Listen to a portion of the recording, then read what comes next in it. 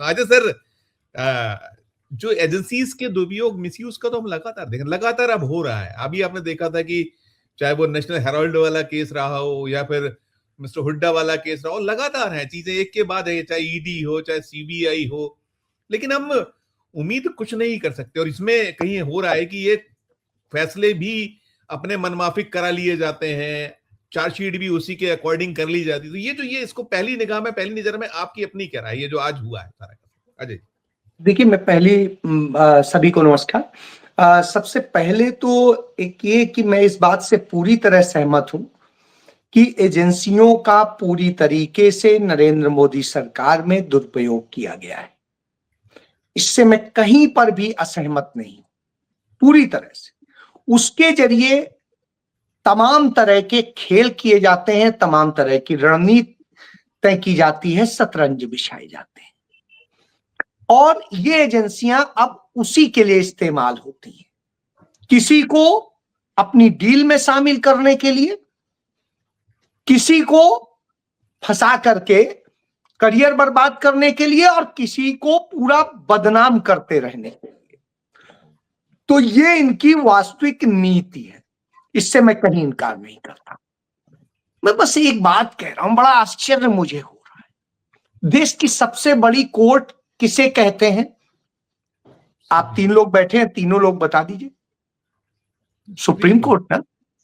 और supreme court में सबसे बड़ी बेंच कौन सी होती है? सीजेआई की।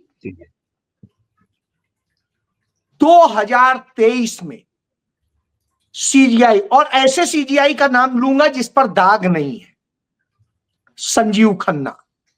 उनके ऊपर कोई पक्षपात का, इस दौरान जितने चीफ जस्टिस हुए, एक वही ऐसे हैं जिनके ऊपर अभी कोई दाग नहीं। भले वो बड़े थोड़े दिन रहे, लेकिन उनके ऊपर कोई सवाल नहीं उठा सकता। अब सबसे जो बड़ी बात है, 2023 में यही सीबीआई और यही अरविंद केजरीवाल और मनीष सिसोदिया का केस उनकी अदालत में गया था जमानत के लिए। उस जमानत में उसी सुप्रीम कोर्ट ने लिखा है अपने आर्डर में कि प्रथम दृष्टया इतने विश्वसनीय और गंभीर सबूत मौजूद है कि जमानत नहीं दी जा सकती। चीफ जस्टिस ऑफ इंडिया की बेंच कह रही, 3 जस्टिसेस की बेंच। अब आ जाइए, आज जितेंद्र सिंह की अदालत आज चार्ज फ्रेमिंग में, इसमें ट्रायल नहीं हुआ है, चार्ज फ्रेमिंग में ही कह रही है कि सीबीआई ने जो चार्जशीट प्रस्तुत की उसमें कोई सबूत ही नहीं है, विश्वसनीय सबूत नहीं है और पुख्ता सबूत नहीं है, और इसी आधार पे डिस्चार्ज कर दिया, केस खत्म कर दिया, सब बरी हो गए।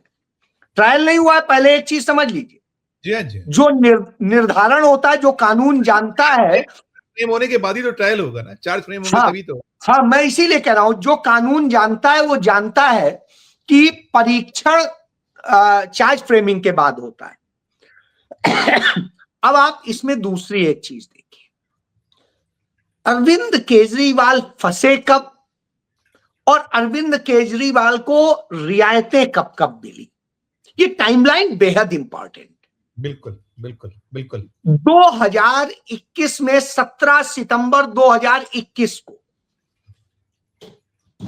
पॉलिसी बनती है, और उसके बाद 8 फरवरी 2022 को इस केस में पहली बार तथ्य आते हैं शिकायत के आधार पे, और उस पे चीफ सेक्रेटरी जो होते हैं दिल्ली के, वो इस पर अपनी जांच की एक रिपोर्ट, उच्च स्तरीय जांच होती है, उसके बाद रिपोर्ट देते हैं अपनी सरकार के कि इसमें धांधली हुई है, गड़बड़ हुआ है, अनियमितता है, और इसे एसीबी को भेज दिया जाए। अब चूंकि अरुण जी खुद पुलिस अफसर रहे हैं, वो जानते हैं इस बात को। जांच के लिए गया, जांच के प्रोसेस शुरू हो गए। 2022 में कोई चुनाव थे ना, कहीं थे ना चुनाव, याद है? गुजरात भी था, गुजरात अभी फिर आ रहा है। छोड़िए, मैं बस कह रहा हूं चुनाव थे, दिल्ली गोवा नगर निगम देखा। के चुनाव थे। मैं इसीलिए कह रहा हूं, वहां थे। अरविंद केजरीवाल वहां लड़ने जाते हैं, लड़ते हैं। आप देखिए गुजरात में जो बहुत मजबूत हो गया था विपक्ष और लग रहा था कि अब सत्ता में आ सकता है और निपटा सकता है। आप दोनों के वोट के अंतर देखिए, यदि वो वोट न कटे होते तो कांग्रेस एक बड़ी स्तर पे खड़ी होती और उसके कारण एक नैरेटिव बन गया और बीजेपी और ज्यादा गेन कर गई। ठीक है, बात खत्म।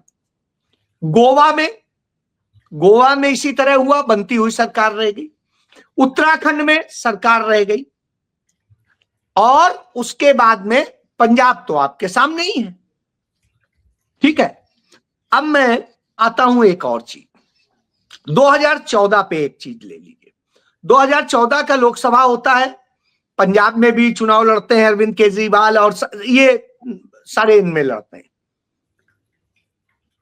आप देखिए वो 2014 में ही हरियाणा विधानसभा चुनाव होता है, वहां चुनाव नहीं लड़ते हैं। उसका लाभ किसको मिलता है? बीजेपी को, जो कि उनका होम स्टेट है हिसार, जहां के इस समय चीफ जस्टिस ऑफ इंडिया है, वहीं के रहने वाले। तो अब आप ये देखिए आगे, इसके बाद में यही चीफ जस्टिस उन्हें अरविंद केजरीवाल को बेल देते हैं इस शर्त पे हरियाणा चुनाव के समय में कि आप चुनाव प्रचार करेंगे, आप सरकारी काम नहीं करेंगे। यही कह के देते हैं, आर्डर में लिखा है, मैं नहीं कह रहा हूं। यानी वो, और उसके बाद में वो कांग्रेस से अपना नाता तोड़ लेते हैं और अकेले लड़ते हैं, गठबंधन नहीं होता है। और उसके बाद में जो हार का अंतर है वही 11 सीटें कांग्रेस जो लूज करती है आम आदमी पार्टी के वोट का अंतर देख लीजिए। और उसके बाद में समझ में आ जाएगा किसकी सरकार बन सकती थी और किसकी चली गई। 0.8% वोट से हार गए। इसके अलावा असम का आप चुनाव देख लीजिए, असम में कांग्रेस 0.4% वोट से चुनाव हार गई, अरविंद केजरीवाल वहां भी लड़ने गए थे। अब आप आइए, जब उसके पहले अरविंद केजरीवाल अपनी प्रेस कॉन्फ्रेंस आप में सुना रहे थे, आप ये देखिए कि मैं पहला मुख्यमंत्री हूं जिसे मुख्यमंत्री रहते जेल भेज दिया कि नहीं साहब, हेमंत सोरेन को भी भेजा गया। उन्होंने जाते वक्त इस्तीफा दिया था, उन्होंने नैतिकता दिखाई थी। आपने जेल में भी मुख्यमंत्री की प्रिविलेज यूज की, ठीक है, आपके मंत्रियों ने भी काफी समय तक यूज की। अब तीसरी चीज, उनको जमानत नहीं मिली हुई चुनाव प्रचार करने के लिए, लेकिन अरविंद केजरीवाल को मिली। ठीक है, सेम चीज है, सेम केस है, उनके में तो एविडेंस भी नहीं थे। अब आइए इसके बाद, आप ये सारे सीक्वेंस के बाद में अब आप देखिए, अब कांग्रेस से अलायंस टूट चुका है, बिल्कुल दूरी है, एक दूसरे से तलवारें खिंची हुई हैं। आप और हम और पूरे देश का मीडिया आज अरविंद केजरीवाल को पाक साफ बता रहा है, बताना भी चाहिए क्योंकि अदालत ने कह दिया। हम उससे इनकार तो नहीं कर सकते, चाहे सहमत हो चाहे असहमत हो। क्या आज तक इंदिरा जी, राजीव जी, मनमोहन सिंह, शीला दीक्षित या किसी पर भी जो ये फर्जी आरोप लगे सब निर्दोष पाए गए? किसी ने भी माफी मांगी, किसी ने भी आंसू बहाए, किसी ने भी ये कहा? आज भी आरोप उन्हीं आधार पे लगाते हैं। ठीक है, अब सबसे बड़े केस की बात करूंगा, नेशनल हेराल्ड का केस लेकर के यही सारी टीम ने वो केस क्रिएट किया था और उस केस में बहुत बड़ा डिसीजन परसों आया। कहां चर्चा हुई, किस अखबार में हो रही? राहुल गांधी, सोनिया गांधी के ओन कंपनी एजेएल के मामले में हाई कोर्ट का ऑर्डर, सेशन कोर्ट का ऑर्डर नहीं है, हाई कोर्ट का ऑर्डर है। और उस ऑर्डर में साफ साफ है कि 100% फर्जी किया गया, 100% सीबीआई का को ही किया। केस को खारिज कर दिया गया, हुड्डा बरी हो गए, सब कुछ हो गया और हुड्डा के साथ साथ जितने लोग थे सब बरी हो गए। मैं ये वही कह रहा हूं उस पे आज कोई चर्चा कर रहा है? वो भी तो मुख्यमंत्री थे और अरविंद केजरीवाल से बड़े राज्य के मुख्यमंत्री थे साहब। रॉबर्ट वाड्रा केस में जजमेंट आया था हाई कोर्ट का कि लैंड डील में कोई भ्रष्टाचार नहीं हुआ, और उसके बाद क्या वो रोए थे? क्या हुड्डा रोए या वाड्रा रोए, या पूरे देश में किसी मीडिया ने चर्चा की? नहीं की। आप आज क्या हो रहा है? तमिलनाडु में चुनाव है, पी चिदम्बरम के खिलाफ कल ही केस को वो करने की सरकार ने शुरू कर दी कि उनके खिलाफ भ्रष्टाचार की कार्रवाई और ये वो।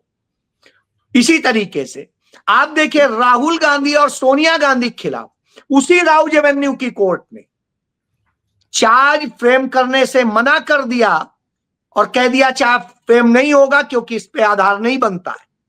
क्या उस पर ऐसी चर्चा हुई? क्या वो दोनों रोए? नहीं। मैं एक लाइन और कह के खत्म करूंगा। मैं कहता हूं सत्य में हो जाते, मैं मान लेता हूं कि अरविंद केजरीवाल सही थे, लेकिन क्या ये भाजपा इसी तरह की साजिशें नहीं रचती है कि आपको फंसा के रखेंगे जब यूज करेंगे? और इसका एक उदाहरण दे देता हूं आपसे संजीव जी, प्लीज। आपके भोपाल में किसान आंदोलन को लेकर के जो यूएस ट्रेड डील है उसको लेके किसान का पहला कांग्रेस की रैली थी।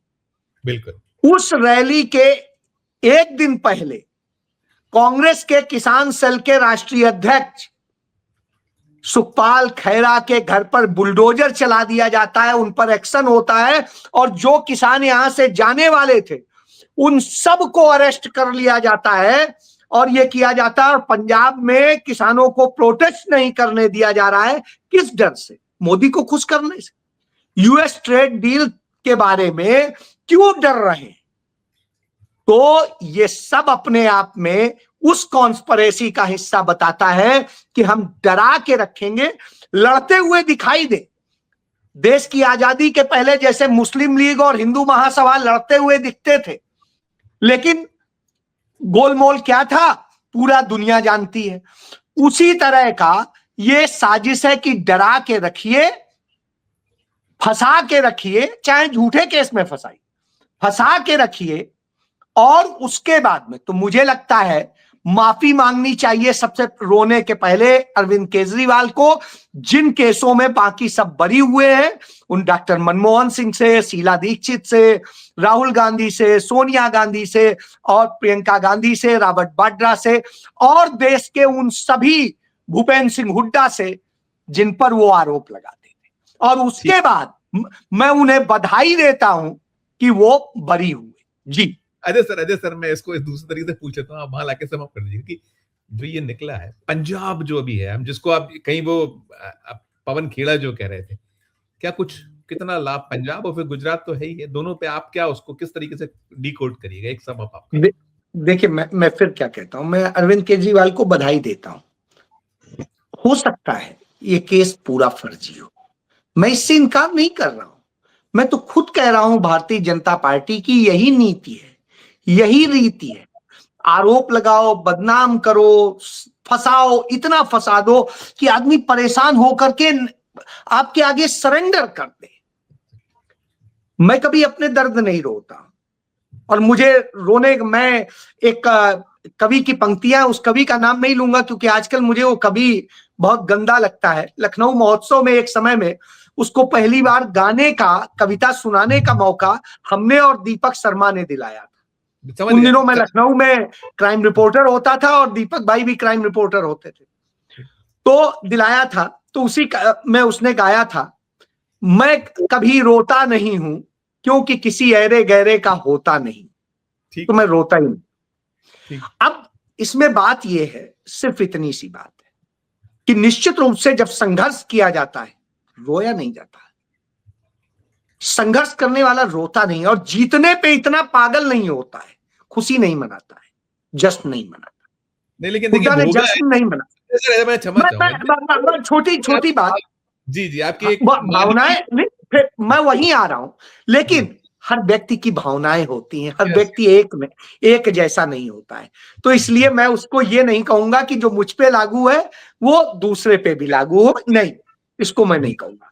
अब आता हूं इस जगह, जिस गांधी नेहरू परिवार ने इस देश के लिए अपना सब कुछ कुर्बान कर दिया, आपको पता है, बस मैं 2-3 लाइनों में ही बताऊंगा कि देश की आजादी के पहले पंडित मोतीलाल नेहरू ने जिस दिल्ली में अरविंद केजरीवाल शासन कर रहे हैं या नरेंद्र मोदी का लुटियंस जोन बना है, आपको पता है जब गंगाधर नेहरू के हुआ करते थे दिल्ली के शहर कोतवाल, आज का पुलिस कमिश्नर भी कह सकते हैं उस दृष्टिकोण से, या कोई उससे भी ज्यादा पावर होती थी, तो वो जो है उनको उनकी जो नहरी रियासत थी, राजकौल को फारूक सियार जब लाए थे कश्मीर से, तो वो नहरी रियासत दी थी। आज वो सारा नया दिल्ली मुझे इस पे उनकी अपनी, हाँ, पंजाब अपनी रियासत थी, उन्होंने इस देश के बनाने के लिए तब दे दी, मोतीलाल जी ने। उसका जिक्र लोग नहीं करते हैं, और उसकी यदि कीमत कहेंगे आज वो 100 लाख करोड़ है या 500 लाख करोड़ है या 5 कितना आप जोड़ लीजिए, करोड़ों करोड़ की है, तो आप उसकी अभी गणना नहीं कर सकते। उसी में प्रधानमंत्री आवास है, उसी में ही पूरी देश की राजधानी, उसमें एक चीज। अब आता हूं दूसरी चीज, पंडित जवाहरलाल नेहरू ने, मुझे लगता है अपने सब कुछ दे दिया। उसके बाद में श्रीमती इंदिरा गांधी ने इस देश के लिए अपना मंगल सूत्र तक दे दिया, आज सोचिए। और फिर उसके बाद श्रीमती इंदिरा गांधी ने संजय गांधी की कंपनी मारुति कंपनी भी इस देश को दे दी, मारुति कंपनी भी उनकी होती थी। अब आप ये सोचिए, उनके ऊपर चिंदी चोरी के आरोप तमाम सारे लोग लगाए, बड़ा आश्चर्य होता है, उनके ऊपर लगा रहे हो, जिन्होंने इतना बड़ा दे दिया उनसे कह रहे हो 10 रुपया चुरा लिए। अरे गजब है भाई।